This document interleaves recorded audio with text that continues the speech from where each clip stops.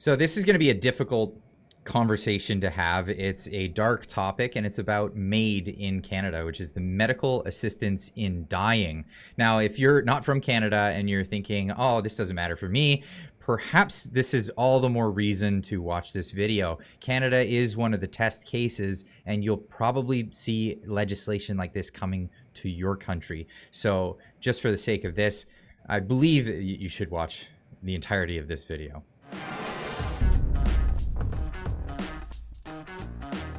Darshan Maharaja, thank you so very much for joining me today. Normally I have you on to talk about the immigration thing that you're so knowledgeable about. You know so much about what's going on, especially coming from Brampton, Ontario. But then you contacted me because this topic came up, and you said, hey, Clyde, if you're talking about MAID, let's get into this because it's a crazy topic to get into. Why are we talking about this today? Can you fill me in? Actually, I got interested in this issue about 1.5 years ago when several new issues, new aspects were being added to the debate.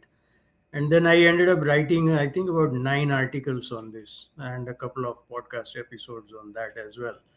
So, this I discovered that this issue is as multi-component as the international student issue, where there are so many aspects to this. There is a core concept of assisted dying on which I believe there is a broad agreement among Canadians, barring some exceptions. There is broad agreement. That is when someone is terminally ill and their natural death is reasonably foreseeable, and they are experiencing unbearable pain, and they themselves initiate the discussion about assisted dying. These are the 4 qualifying conditions on which pretty much all Canadians are agreed that in that case it is better to accede to their request and medically end their lives. But then the expansion of this idea that has taken place is where all the other aspects and components are coming in, where there is a lot of apprehension, and yet the legislation has moved forward. When I was writing about this issue, I coined a term societal process, which has not happened. So what happens is someone goes to court, or somebody goes to court on behalf of a patient who is suffering, and then the court proclaims that this is, denying them assisted dying is a violation of their charter right under section 7 and section 15. Mm-hmm. And then the parliament is in a hurry to catch up to the court's expanded definition of assisted dying. So the consultation with the society is not happening. And just today, Bill C-62 received royal assent, which postpones the applicability of assisted dying to cases where the sole reason is mental illness. So as of now, it applies. Assisted dying applies only to physical illnesses. Mm-hmm. And it was supposed to start applying to mental illnesses from 17th of March. But because there are so many apprehensions about applying it to people who are fundamentally not in full possession of their faculties, so how do you ensure that their decision is valid? So there were so many apprehensions. So finally, Bill C-62 was tabled. Well, I want to cut in there because this Yeah. bill was tabled by the Liberal Party, not because like this was a moral imperative for them. They were actually the ones to push forward for adding mental illness as one of these things. One of the criteria that people could use for MAID, medical assistance in dying.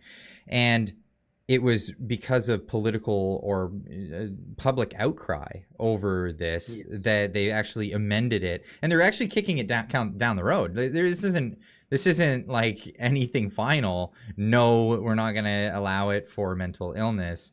This is no, we're going to make this decision at a later date, a few years down the road. So hopefully, when everybody forgets about that's I don't know. Maybe that's my cynicism. I feel a bit cynical about it in the way the political system works, but it really felt that way for me. Yeah, it is actually, in my view, also exactly the same thing. See, the history of assisted dying in Canada is roughly this. Back in, I think, 1992, there was a court case which came before the Supreme Court known as Rodriguez. They are usually known by the name of the individual Mm-hmm. who has, approached the court, or on whose behalf somebody has, basically the patient. So, in Rodriguez, the Supreme Court held that there is no violation of charter right under Section 7 and 15. That because the criminal code basically makes it illegal to assist someone in ending their lives, in committing Mm-hmm. suicide, basically. So, if someone wants to die, then they, according to that legal argument, they have a charter right to decide when to die. But in 92, the Supreme Court said that there is no violation of charter right, basically, here, because the right to life and security of the person under Section 7 and the right to equality before the law under Section 15, they don't come into play here. So Then is fast this sort forward. of like for the Americans watching the show right now? At around that same time, Dr. Kevorkian was all in the news as Yes. trying to push for medical assistance in dying. He had his suicide machine. It made headlines all over the place. So similar type court battles. Yes, similar type of court battles. What in the US they say life, liberty, and pursuit of happiness. Mm-hmm. We have life and security of the person. And then Section 15 is, of course, about equality before the law. So, fast forward to 2015, in a case known as Carter, the Supreme Court held that this prohibition on blanket prohibition on assisting someone in ending their lives violates the charter right of the person who wants to die. And then the Supreme Court gave the Parliament 1 year to frame a law. So everybody ran to frame that law. At that time, also, there was considerable opposition coming from not just the religious constituency, but also from the constituency of people with disabilities. And they are still under a lot of pressure. We'll come to that during our chat. But then after 2015, there was another case known as Truchon, where because in 2016, when the law was made, uh, it was specifically said that this can apply only when the natural death of the patient is reasonably foreseeable. Mm. So in technical lingo, it's called RFND, reasonably foreseeable natural death. So in Truchon, the argument was that when natural death is not reasonably foreseeable, denying them assisted dying violates their charter right under Section 7. And the court held, this was a case in Quebec, and the court held that yes, there is a charter right violation happening here. Non RFND should also be included under assisted dying regime. Now, Under what interesting. grounds? Under like what's the justification for that? See, if someone wants to die, then you cannot discriminate between various types of illness. One that is going to cause death in a reasonably foreseeable period, or one that was it wasn't certain when the patient was going to die of the disease. Right. Was there any sort of criteria based around that? Like if it was like a reasonable amount of pain or unreason what else, Yeah, the or person, the was it person, has, broad like the, that? person the person has to say that this is unbearable pain and that they don't wish to live. Right. So if you say that people whose death is not reasonably foreseeable cannot access assisted dying, then according to the Quebec court, it amounted to discrimination, Right. Okay. right? So it was now extended to non-RFND, and the interesting thing to note here is that the federal government did not appeal this decision. Now, Okay, this so they according, just allowed that to go forward. yeah, yeah, they ran to expand assisted dying to non-RFND cases as well.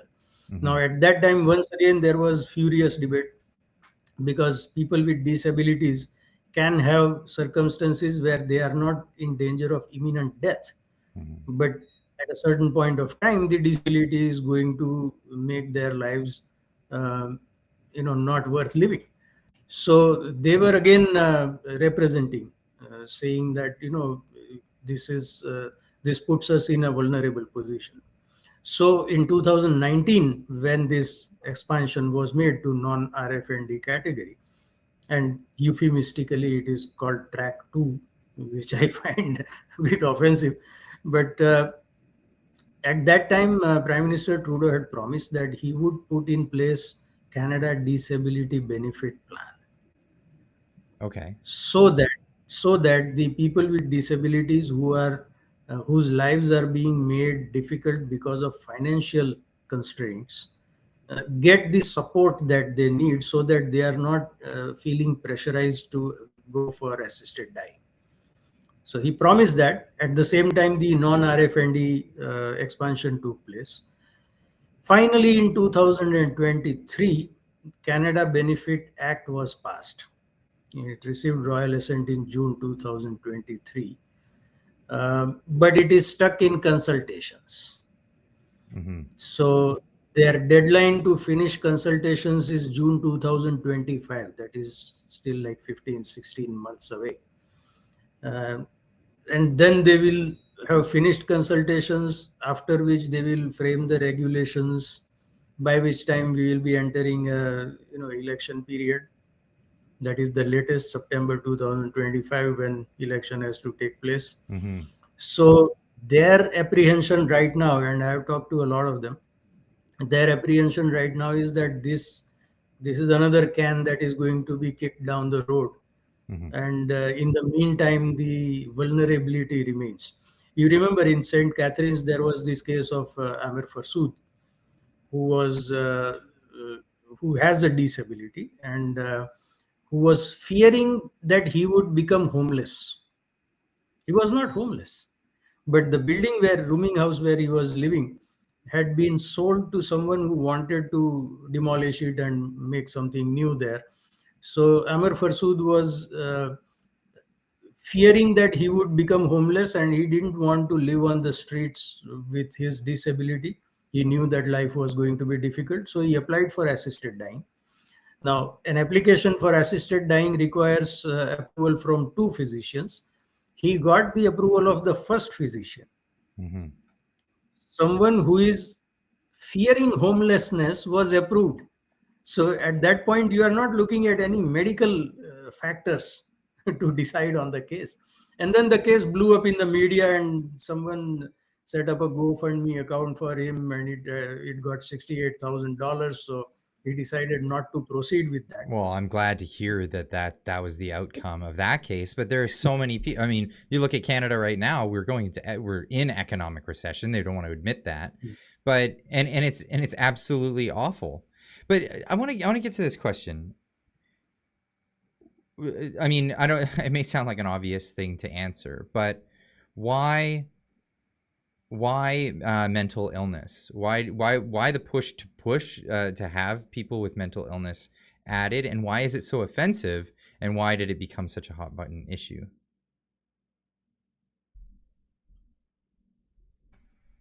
I lost you for a moment there. Yeah. So the question was the mental illness. Why did that become such a hot button issue with MAID, and why was it even introduced in the first place? And then the whole idea here is it became a political hot potato. Nobody wanted to touch it, but clearly it's offensive to everybody.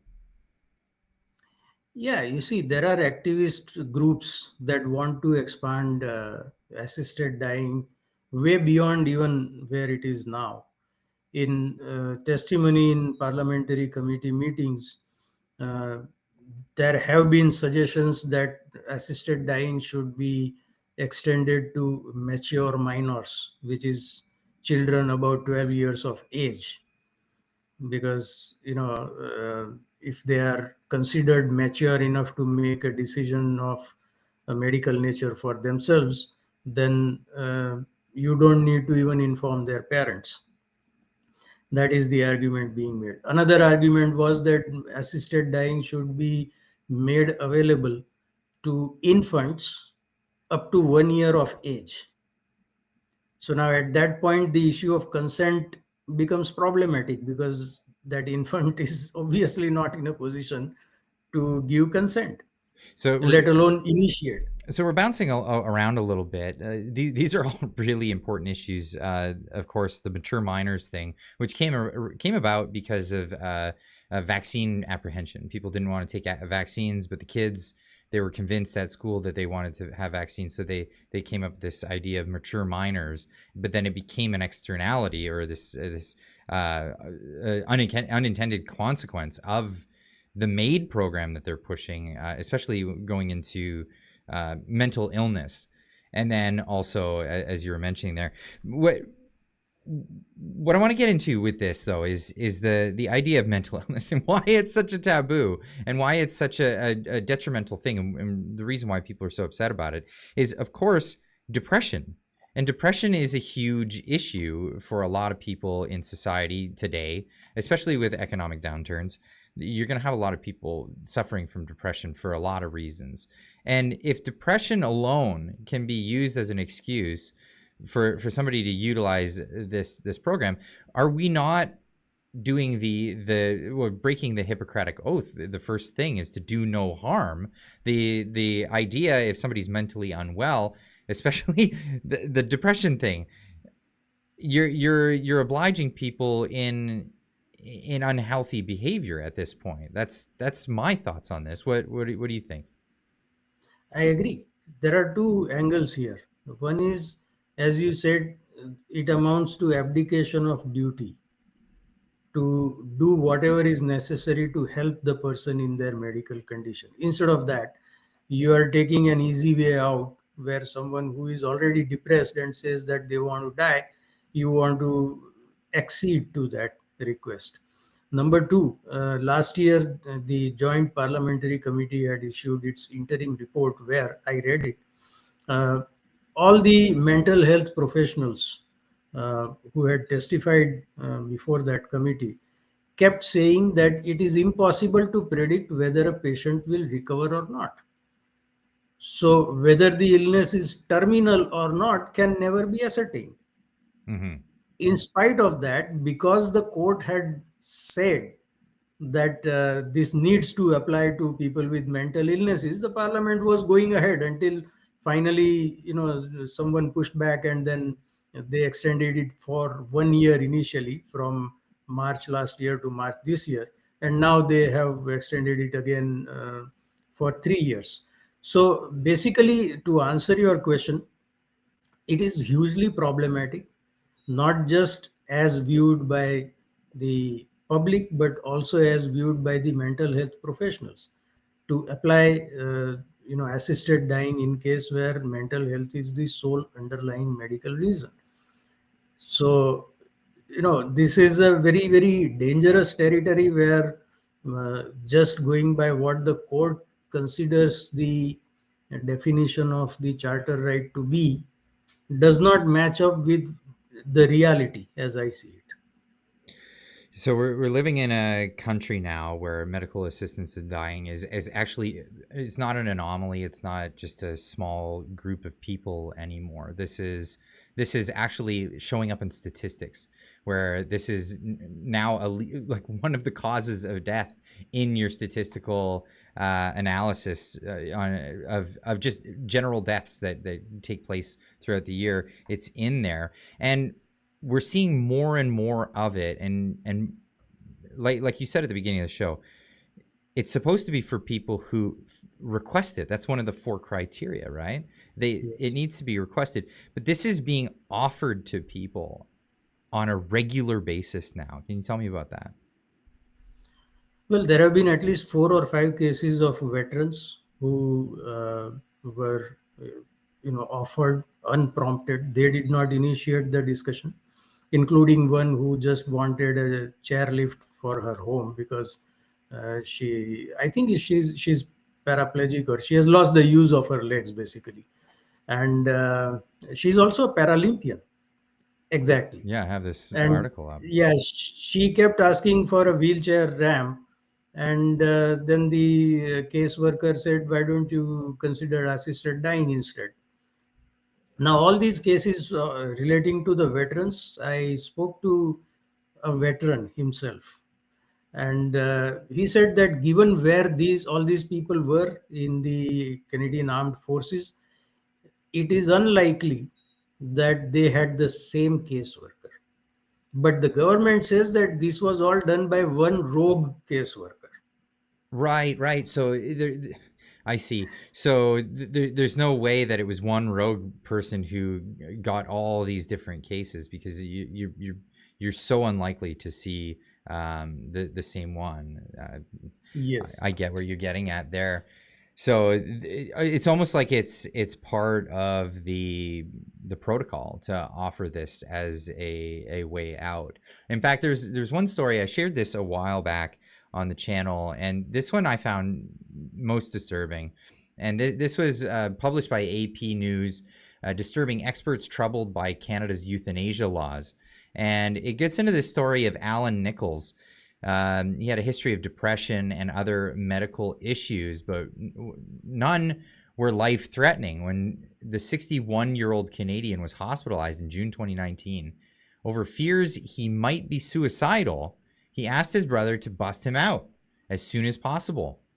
Within a month, Nichols was had submitted a request to be euthanized and was killed despite concerns raised by his family and a nurse practitioner. So not only was the staff concerned about this, but his family was concerned about it. He wanted to get busted out, and it turns out the only reason in the application for euthanasia listed for healthcare reasons for this was hearing loss, and that was enough. That was enough for them to actually euthanize him against the will of his family, against the will of another nurse practitioner. Where how does this happen? I mean, I know there's a system of bureaucracy run amok, people just not paying attention in their jobs, things like that. But we're lost again. This is going to be one difficult interview, but we'll try to keep this one going. We're good. You lost your internet for a moment there. Yeah, I did. Okay, try to get back on track onto this story. So this was the story of Mr. Nichols, who was euthanized based on only one criteria, and that was hearing loss, against the will of his family, against the will of another nurse practitioner. And like I was saying before we lost you there, I've heard of bureaucracy run amok. I've heard of people not paying attention in their jobs. But how do we get to this point where it and excuse me for sounding conspiratorial or anything like that, it almost seems like they want to use this system, and they're aiming at it. And there were articles written way back from, I believe, Globe and Mail, that was talking about, they were bragging about how this would save our money in our healthcare system. Is that the direction that we're going? Is this really? Because I mean, to try not to be hyperbolic, when Obama brought the government medical to the United States, people were talking about death panels, and here in Canada, we're actually experiencing a type of death panel that's happening in our medical system. It's entirely likely, at least it's a very strong possibility to consider that this is being done to save money in the healthcare system. I'll tell you why. Uh, 6 months after assisted dying was initially legalized, the legalization took place in June of 2016. In January 2017, there was a study that came out of University of Calgary showing how much money can be saved in the healthcare system through assisted dying. and they said anything between $35 million a year to $136 million a year can be saved. Now, those are big numbers, from our individual perspective, but in healthcare, uh, our government spends north of $200 billion a year. Hmm. Actually, it's around $240 billion, and one third of all government spending, municipal, provincial, and federal put together, is on healthcare. Now, when you are spending quarter trillion essentially on healthcare, saving 35 million or 136 million is chump change, not even a drop in the bucket. So I'm wondering as to why that amount of potential saving is being given as a justification for assisted dying. Well, it's a I haven't justification done. for extinguishing life. At the end of the day, this is what we're talking about. We're talking about let's let's just get into it. They say that the slippery slope is a fallacy, but we see it time and time again. The whole give them an inch and they'll take a mile type scenario. But how do we go from, and in a very short period of time, how do we go from, what, if people are suffering, we should allow them to, on their own terms, uh, leave with grace. That was the concept. But in a very short time, that turned into, people are a burden on society, we should get rid of them. Right. And that is, I think it is ideologically driven. There is no other explanation for that, because the activist groups that were pushing for this kind of policy have been pushing for a very long time. But all this expansion of assisted dying has happened within 6 or 7 years, from 2016 to about 2023 is when the whole expansion took place. So I believe it is ideologically driven, where uh, it is made out as if you have any objection to expanding assisted dying regime, then you must be an evil person. Because, and I have faced this argument online, where people say that you want to deny healthcare choices to people. And let me tell you the context in which this was happening.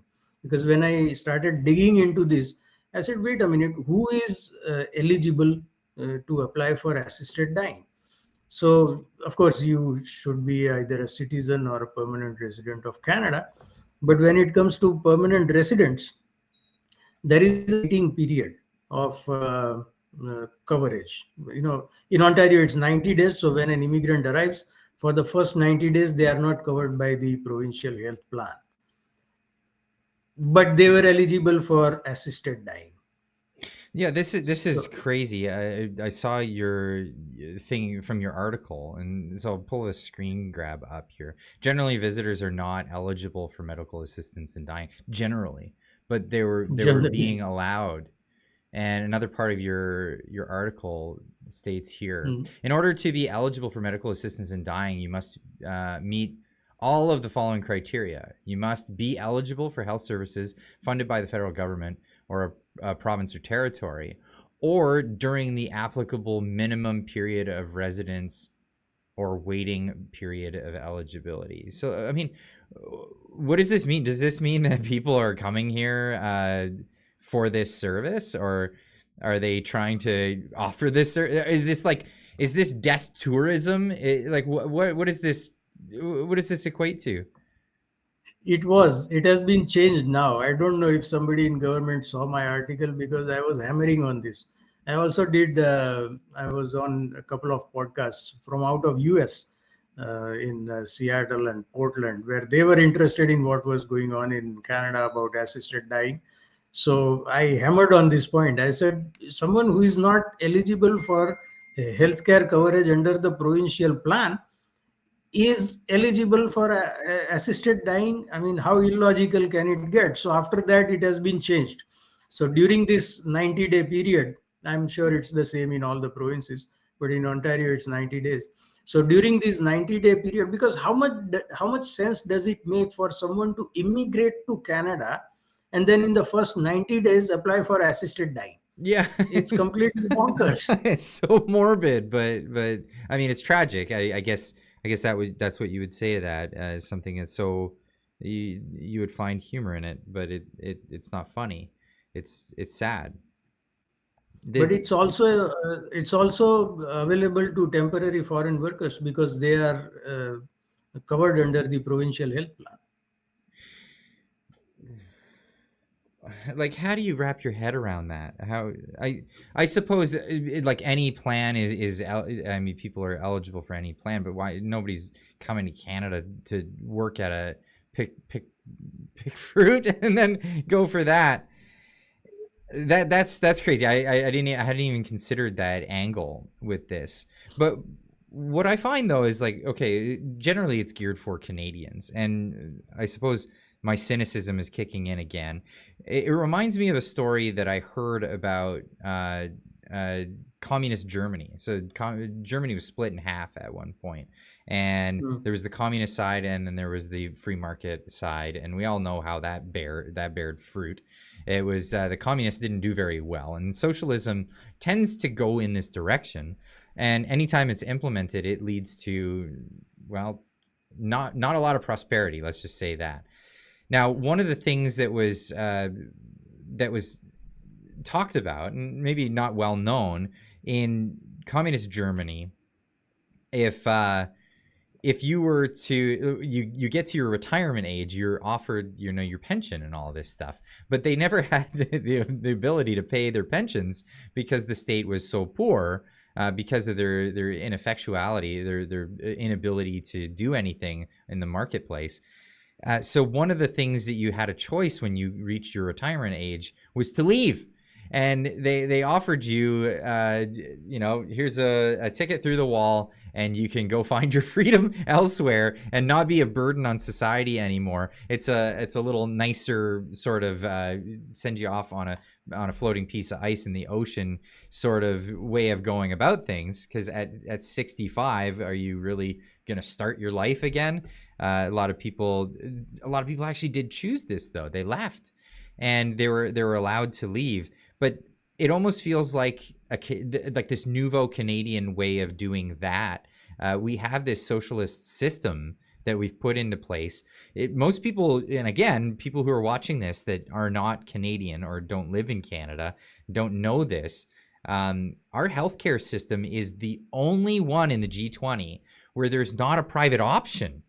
You don't even have an option to go private. It's only public. And well, there are exceptions. If you're a politician or a judge, you can go private.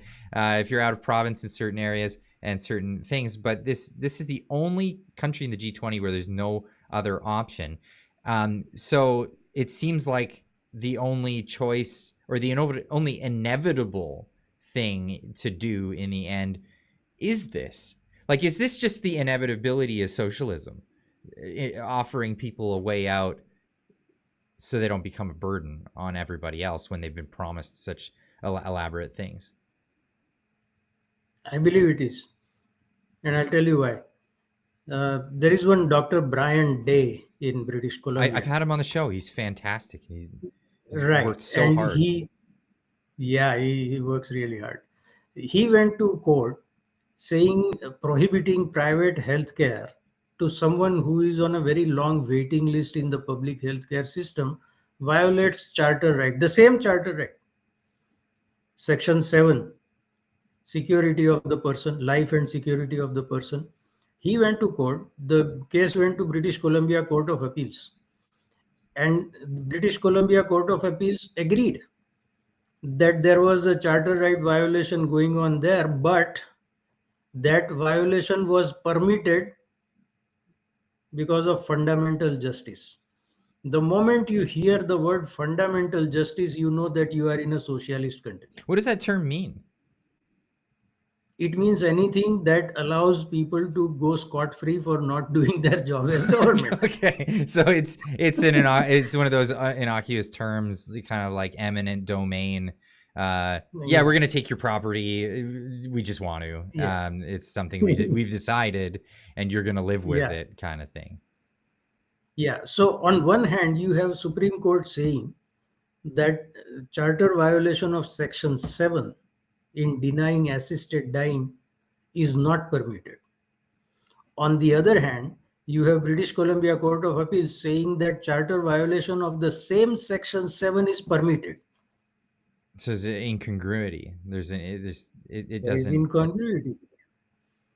See, if someone wants to access private healthcare because the waiting list is too long in the public healthcare system, the court will not let them do it. The court will not force the government to make it possible to do it. But if the same patient says that I cannot bear this medical condition anymore, so I want to be suicided, basically, Mhm. then everybody is in agreement. Say, yeah, yeah, it's your charter right. So that is, these are the um internal contradictions of any ideology or any socialist ideology specifically. I grew up in a socialist country, although it was not full out communist. India was officially a socialist country, and we have seen. I mean, growing up, I saw all these kinds of incongruities and inconsistencies where you are left with scratching your head as to how two different situations can have two different outcomes when the underlying principle is the same. Well, I find this with ideology in general. People will find ways of doing immoral things based on they kind of work themselves up to it.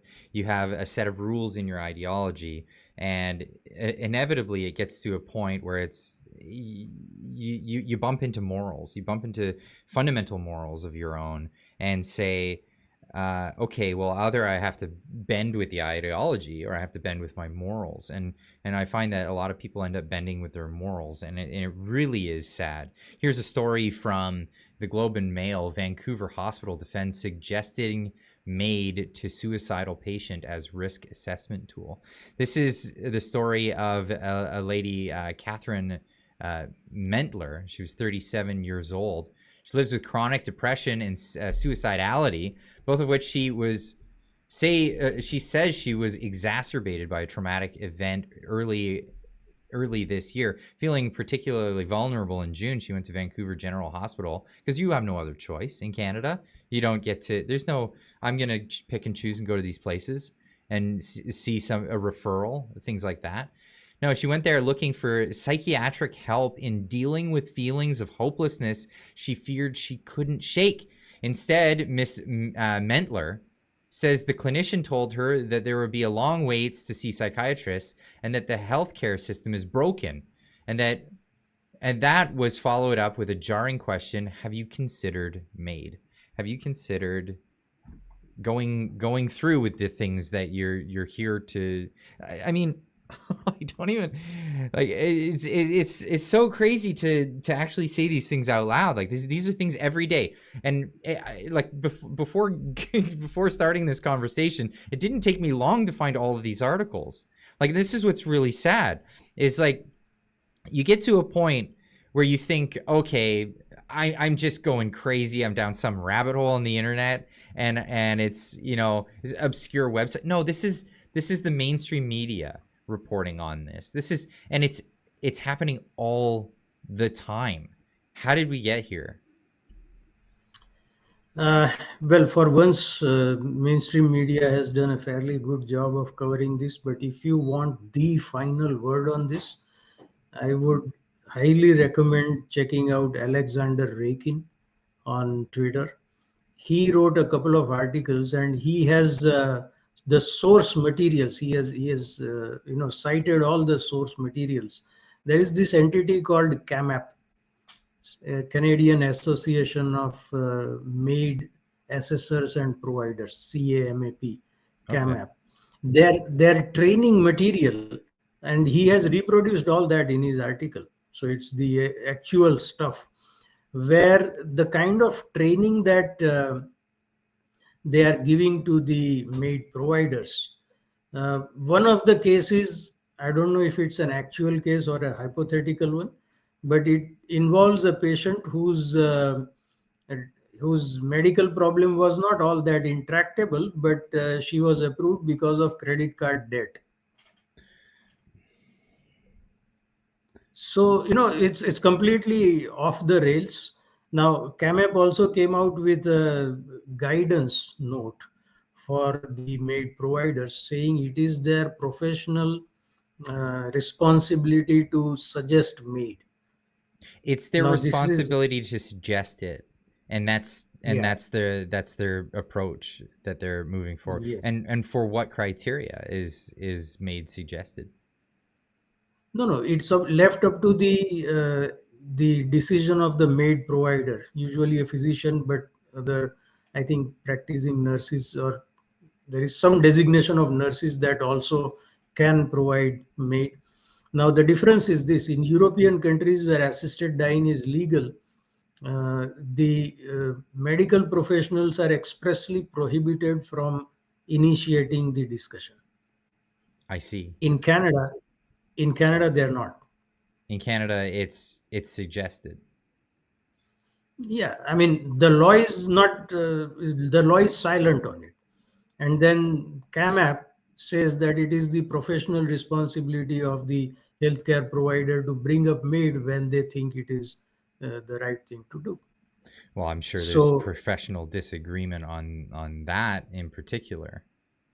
yeah, so CAMAP is again another entity worth checking out. I hope somebody does an investigative piece on them, because they are registered as a charity. Almost all of their revenue is a government grant. So it's unclear as to what their standing is. I don't think they have any official standing in the whole maid regime, but they seem to be playing a significant role in expanding assisted dying regime. So it needs to be, it's worthy of an investigation. So what can the average person do? I mean, I know people are going to be looking at their screaming at their screens right now. They're going to be saying, "This is crazy. How did we get here? How do we stop this from happening?" People in other countries are looking at this and going, "Wow, this is being suggested by politicians in my area. How can I stop this from happening?" What can people do to try to thwart this? It's a little bit late in the game, unfortunately. But as far as applying MAID to mental health cases, uh, conservative leader Pierre Poilievre has said flat out that if he is elected prime minister, then he will scrap that. Okay. So whatever part of the law there is, he will scrap that. But the greater concern is the non-RFND category, because that is where you get people being approved for hearing loss, right? Yeah. Rupa Subramania, who writes for National Post, she documented case of a young man who was nearly going blind, and was approved by one physician, and then his mother found out, and then the whole case blew up. So the young man is thankfully still alive. He didn't Yes. go through with that. So these are the cases where it's only popular pressure that is going to bring results, and that too, in my assessment, only after the government changes. I don't think the current government is in any mood to walk back on the expansion that has already taken place. Well, the current government has really proved that they're not willing to walk back anything, even when it's largely Right. unpopular.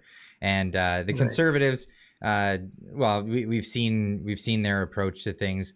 They'll only do stuff when there's enough public pressure. They're not really taking principled stands. Let's just say that on any of these topics, it's really just where things are comfortably with the consensus in public opinion. So if there's enough public opinion, and this is why I encourage people, say your piece, put your opinion out there, let people know. If there are these polls, take them. I know it's annoying if you get a phone call at dinner time or whatever.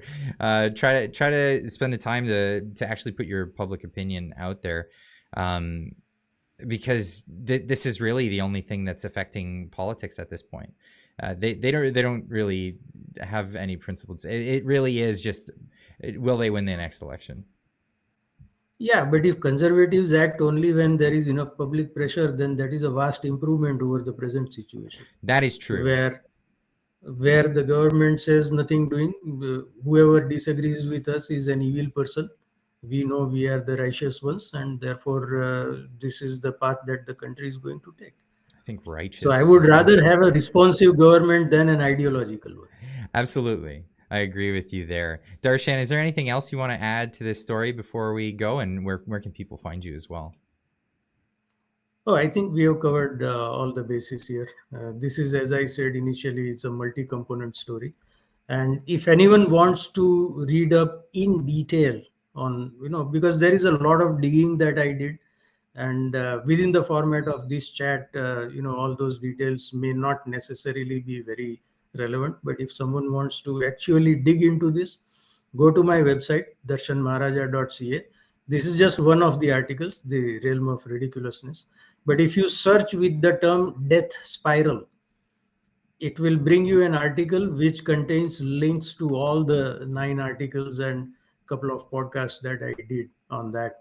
Incidentally, there was a play staged in Calgary sometime last year, floating the idea as to whether assisted dying should be made mandatory at the age of 75. Are you kidding me? Yeah, I did a podcast on that. Well, you'll have to And send me the link so this, we can put it in the description down below because I know just hearing that yeah, yeah, alone, people are going to yeah, freak out and want to hear that. yeah, I'll send the link to you. But this play received government grant, right? So, That literally so is there is death always, panels. They're talking about death panels. That's crazy. yeah, yeah. And just because the play was written and produced and acted by seniors who are now thinking of their own situation, that is how they try to justify that in the media reporting. It always But starts with culture. That's how they like, playwrights and story fiction. This is how you introduce the ideas. So it's like, well, I wasn't really thinking that when you really were. You know what I mean? That kind of thing. yeah, yeah, we were just starting a conversation. No, this is a conversation not worth having. Like, you cannot mandate people to die. See, there is this thing in human history where there has been a morbid desire to end other people's lives under one pretext or another. Mm-hmm. Even stoning a woman to death for adultery, right? Right. Used to be in biblical times, but even today, unfortunately, it exists in some parts of the world. So there is always this morbid obsession with ending other people's lives, because that is the ultimate sense of control that you get. It's the highest intoxicant. So these guys floated the idea of making assisted dying mandatory at the age of 75. I hope the idea itself dies there. But yeah, that is the coming back. Uh, Death Spiral is my article, which gives links to all the articles and podcasts that I've done on assisted dying. And my website, of course, is darshanmaharaja.ca. On Twitter, I'm Theophanes Rex, that is TheoPhanesRex. That's where you can find me. I'll make sure all those links are in the description down below. Thank you so much, Darshan, for joining me today. Oh, thank you for having this conversation, Clyde, because it's highly important. Mm-hmm.